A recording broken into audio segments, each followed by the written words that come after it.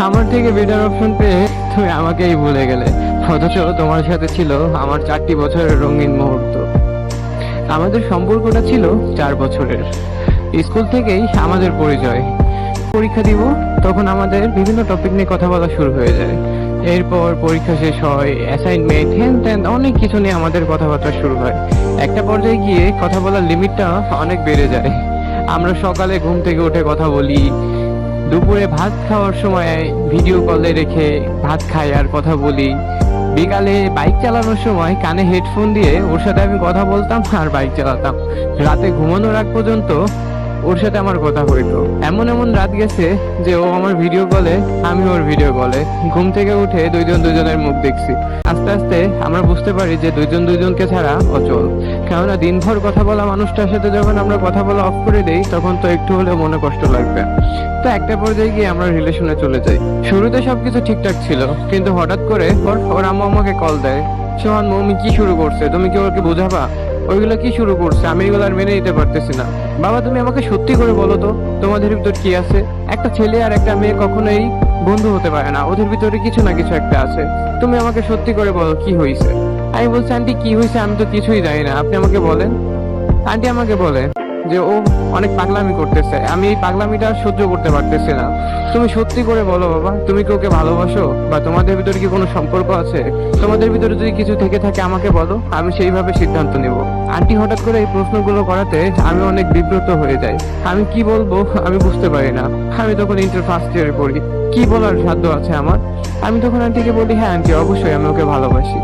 এরপর থেকে আন্টি আমাকে একটাই কথা বলে, বাবা অনেক কষ্ট করে আমি ওদের মানুষ করছি, তোমার আঙ্কেল দেশে থাকে না, দেশের বাইরে থাকে। আমি অনেক কষ্ট করে ওদের পড়াশোনা করাইছি, ওদের এত বড় করছি। এখন যদি ওরা এই ঝইঝামেলা করে বাবা, এটা আমি মেনে নিতে পারবো না।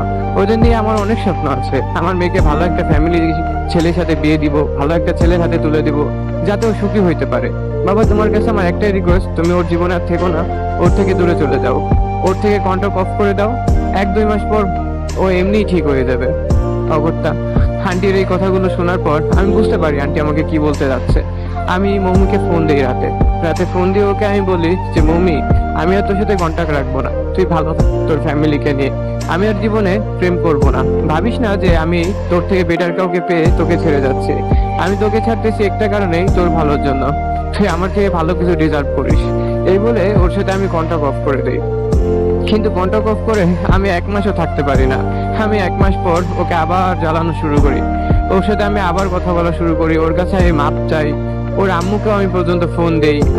আমি মানে টোটালি পাগল হয়ে গেছিলাম তখন। আমি সবকিছু ভুলে গিয়ে আমি ওকে আবার কনভিন্স করার চেষ্টা করলাম, ওকে বোঝানোর চেষ্টা করি, মৌমি আমার ভুল হয়ে গেছে, আমি তোকে ছেড়ে থাকতে পারতেছি না। আসলে তোকে ছেড়ে যে আমার থাকতে এতটা কষ্ট হবে আমি কখনো বুঝতে পারিনি। আমি শুধু তোর আম্মুর মুখের দিক চেয়ে তোর জীবন থেকে সরে আসছিলাম। প্লিজ তুই আমার সাথে সবকিছু ঠিক করে নে। আমি তোকে কথা দিলাম, আমি তোকে আর কখনো কষ্ট দিব না। আমি তোর সাথে রিলেশন আসতে চাই না, চল আমরা বিয়ে করে নেই। মম্মিকে আমি অনেক বোঝানোর চেষ্টা করি, মম্মি বোঝে না। ও আমাকে একটা কথাই বলে, আমার বিয়ে ঠিক, আমি এখন আর কিছু করতে পারবো না। আমি বললাম তোর সাথে আমি 4টা বছর কাটাইছি মম্মি, আমি তোকে ছাড়া কিভাবে থাকবো, আমি তোকে ভালোবাসি, তো এই জিনিসটা বোঝার চেষ্টা কর। আমাকে একটা কথাই বলে যে আমি আমার বাবা মার সাথে সংসারে ঝই ঝামেলা করে আমি তোকে পেতে চাই না, আর আমার বাবা মা যদি আমাকে এখন তোর বাসায় রেখেও আসে তাও আমি তোর সাথে থাকবো না। তখন আমি একটা জিনিসই বুঝতে পারলাম যে ও আমার থেকে ভালো কিছু পেয়ে গেছে। আমার একটা জিনিস বিশ্বাস ছিল যে মমি হয়তো আমাকে কখনো ছেড়ে যাবে না, কেননা আমি জানতাম ও আমাকে একটু হলেও ভালোবাসে। কিন্তু ভাই দুনিয়াটা কেমন, ভাই দুনিয়াটা সম্পূর্ণ উল্টো। আমার থেকে বেটার মানুষ পাওয়ার পর ও আমাকে ছেড়ে চলে যাবে, এটা আমার কল্পনার বাইরে।